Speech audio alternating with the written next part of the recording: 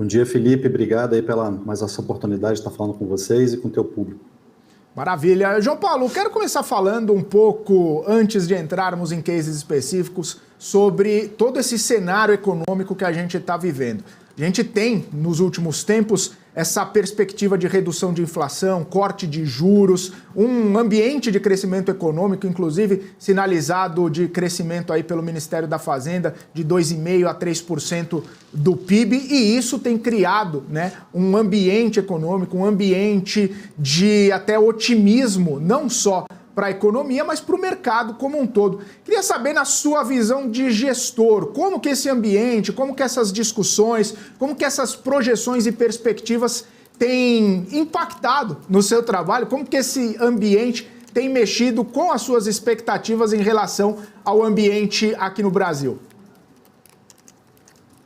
Bom, Felipe, obrigado pela pergunta, né? Eu acho que antes de mais nada é importante dizer como é que a gente estava, qual era o sentimento antes, né, há 6 meses atrás, né? Então, realmente, há 6 meses atrás, as expectativas estavam, né, muito mais pessimistas do que hoje, né? Não existia ali uma sinalização de queda da inflação, né? A taxa de juros ainda não sabia em que momento aquilo ali poderia se iniciar o processo de redução.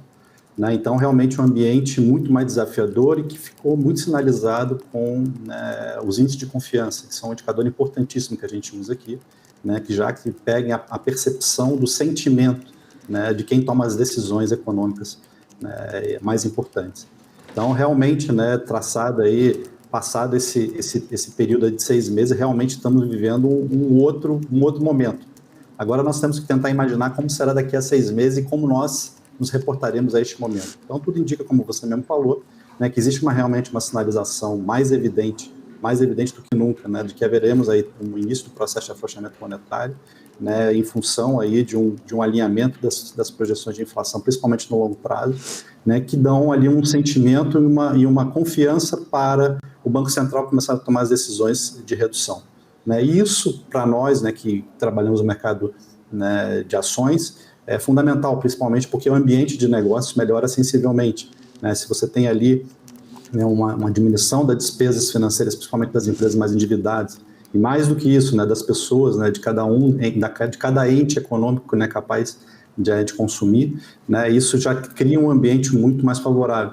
E, de alguma forma, a gente viu, né, a antecipação por parte do mercado dessas quedas das taxas, principalmente das futuras, né, que fizeram vamos dizer assim, esse pequeno rally, né, nos últimos 2 meses, em que nós também aqui da Biguá nos beneficiamos e acabamos surfando um pouco dessa onda de otimismo. Agora precisamos exatamente, como você falou, identificar daqui para frente quais serão os próximos movimentos, né?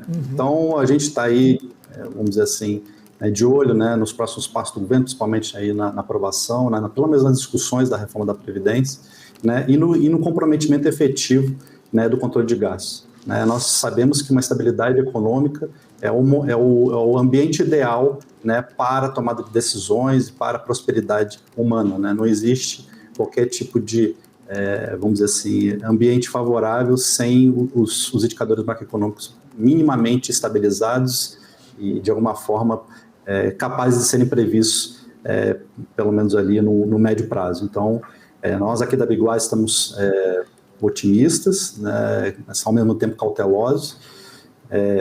Então, acreditamos aí que, né, a economia, vamos dizer assim, né, vai caminhar para um bom final de ano, vamos dizer assim. João Paulo, até porque não dá para ser otimista 100%, sempre que tem que ter um pezinho para trás, uma cautela, né? Porque ser otimista 100% pode dar problema também. Nesse sentido, né, até nessa perspectiva que você citou para a gente nessa resposta, tem também não só o componente aqui Brasil, mas também o componente mais macro global, né? Quando a gente vê pares brasileiros não surfando uma onda tão boa quanto o Brasil parece estar surfando, isso também impacta nas expectativas. Se um fluxo maior do investidor estrangeiro acaba vindo para cá, também tem uma reprecificação dos ativos, tem uma melhora nesse ambiente, né? Isso pode ser uma virada, talvez, de uma chave nesse segundo semestre, João Paulo? Com certeza, eu acho que é aí que pode estar a grande pergunta de $1 milhão, né? Quando é que vamos dizer assim, os donos do dinheiro, né, que realmente é responsável pelo grande fluxo e aporte, né, no nosso mercado, tomarão a decisão de realmente investir. Nós já estamos vendo alguns sinais, né, dos nossos pares, principalmente o México, você vê alguma coisa aí na Colômbia, né, principalmente de olhar para nosso país e ver que a nossa economia não está tão ruim assim, principalmente quando você tem como comparáveis, né, os países desenvolvidos que estão aí, né, numa luta, né, hercúlea, né, para o controle de inflação, e teoricamente nós já iniciamos o processo antes e provavelmente iniciaremos o processo de afrouxamento também antes do que eles, né? Então, realmente é surpreendente olhar, principalmente historicamente, né, como o nosso país evoluiu sobre esse aspecto, né, e nessa tomada, né, de decisões, né, de controle de inflação, sabendo o nosso período, nosso histórico terrível em relação a esse tema, e dando loas aí, principalmente a nossa institucionalidade, principalmente aí capitaneada pelo Banco Central, que tomou as decisões aí necessárias para realmente alinhar as expectativas de inflação. Então, com base nesse panorama, né, de uma estabilidade, né, de macroeconômica, acreditamos sim que existe uma chance grande, né, de o fluxo vir para o Brasil, principalmente porque aqui iniciou-se, né, iniciando realmente o processo de afrouxamento monetário. João, o Alex aqui, prazerzaço falar contigo mais uma vez. Pô, achei que eu não ia falar com você. Tô aqui, terça-feira tô aqui no ao vivo aqui.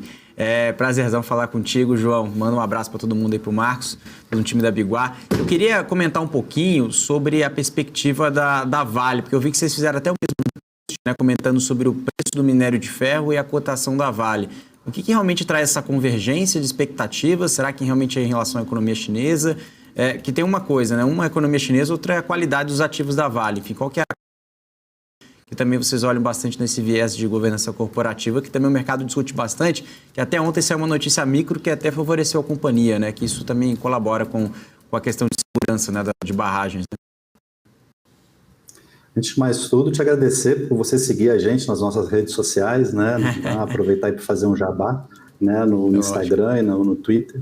E a gente realmente fez um post, inclusive está performando muito bem, já está com mais de 16 mil views, exatamente explorando, né, essa descorrelação, já que o mercado de alguma forma trabalha, né, com essa correlação, preço do minério de ferro, ações da Vale. E, curiosamente, né, a gente levantou à baila essa questão exatamente para reforçar discussões, né? Por que será que está acontecendo essa descorrelação? Será que né, o mercado está tentando antecipar algum movimento, né, de alguma forma, alguma desaceleração mais forte por parte da economia chinesa? Ou, por outro lado, né, copo meio cheio, meio vazio, a Vale está com uma grande oportunidade, né? Então, o grande objetivo desse post foi trazer exatamente à baila essa discussão, né? Nós aqui da Biguá acreditamos que, obviamente temos posição na Vale, né, acreditamos que pode ser ali uma grande oportunidade, né, principalmente como aquilo que você colocou. Temos um mercado que de alguma forma a Vale participa, mas mais naquilo que realmente a empresa tem capacidade de gerenciamento, que é a sua capacidade, né, de definir seus negócios, unidade de negócio. Acabamos de ver aí, né, uma precificação efetiva da área de unidade de metais básicos, né, com a venda de uma participação, né, de 10%, na casa aí dos 2,5 bilhões de dólares, que acaba precificando o negócio como um todo, né, e mostrando, né, que há uma possibilidade de destravamento de valor, principalmente na área, né, ligada, né, à transição energética, e um reposicionamento também da área de ferrosos, né, onde o mercado tem muito a baila, né, tem muito a ideia de que a Vale precisa crescer em volumes, né, e a empresa tem trabalhado e tem já dado um direcionamento dizendo que o grande foco agora talvez não seja mais volume, mas sim a qualidade, agregar valor a essa área de ferrosos, principalmente com o briquete verde, né, que diminui as emissões, olhando sempre para o escopo 3 ali, de tentar diminuir as emissões por parte aí da siderurgia, né, com as pelotas também, essa própria liberação, né, dessa unidade de negócio em Minas nesse sentido, né, de você agregar mais valor e melhorar a eficiência de todo o processo siderúrgico. Então, realmente, pode existir a possibilidade deste mercado, né, diminuir, mas a Vale está trabalhando nessa área, na área de ferrosos, para agregar mais valor. Então, quando você trabalha e o mercado olha sempre ali o preço do spot do minério, né, principalmente aquele com 62%, né, de teor de ferro, a Vale está trabalhando para agregar mais teor de ferro nisso, tá tentando buscar mais prêmios. Então, isso acaba talvez criando aí uma assimetria de informação por conta do quanto, né, a Vale provavelmente vai se rentabilizar com esse negócio. Lembrando que também uma das coisas que a gente tem discutido bastante é que dentro desse mercado também de minério de ferro, você também não vê grandes novas ofertas sendo colocadas, né? Existe a discussão em relação ali à Guiné, em relação ao projeto de Simandou, que depende ali largamente de logística, mas você percebe ali que o mundo segue crescendo, né? Sua demanda segue crescendo, tudo bem, pode ter ali um gapzinho por conta da China não crescer tanto, mas estamos falando também de um outro grupo de países que às vezes passa despercebido, né, que são Tailândia, Indonésia, né, Vietnã, que somando as suas populações chegam a 700 milhões, fora a Índia, né, que precisa também fazer o crescimento da sua infraestrutura, fora em algum momento também, não sabemos quando, né, a Ucrânia precisará ser reconstruída e já existem ali estimativas de investimentos da ordem de 400 bilhões de euros para a reconstrução, né, da Ucrânia, que vai demandar efetivamente de aço e, portanto, minério. Então, é aquilo, nós temos uma visão de longo prazo, né? Para a gente faz sentido estar num negócio como a Vale, principalmente, né, num setor em que ela se destaca pela qualidade tanto do produto quanto da logística, né? Sempre lembramos que o grande trabalho da Vale é retirar minério no meio da floresta amazônica e levar para o outro lado do mundo, né? Então, esse é um grande trabalho, né, que não é para qualquer um, não é para qualquer empresa. João, é interessantíssima essa sua análise em relação à Vale. Inclusive, eu queria comentar também em relação às indústrias, né? Vocês da Biguá, que são os maiores conhecedores do setor, né, de indústrias do Brasil, e são referências no caso. Inclusive, saiu um relatório do Goldman Sachs que colocou aí que as condições macroeconômicas, né, para o setor, né, manufatureiro ainda continuam bem desafiadoras. Eles citou muito o PMI, né, que continua abaixo de 50 pontos, enfim, continua desaquecido.